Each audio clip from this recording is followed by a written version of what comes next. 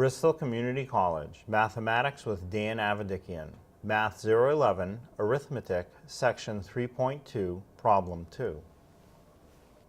This is Section 3.2, Problem 2.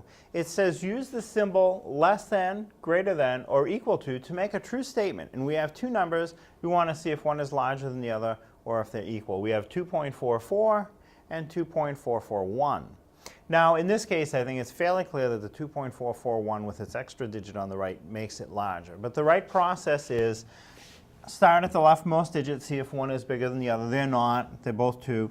Move in a digit to the right, see if one is larger than the other. They're both 4. Move in a digit to the right, they're both 4 again.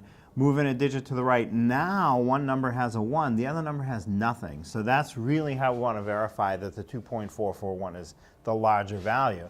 So I'm going to use the inequality symbol that has the open end facing the larger number. So the open end faces the 2.441.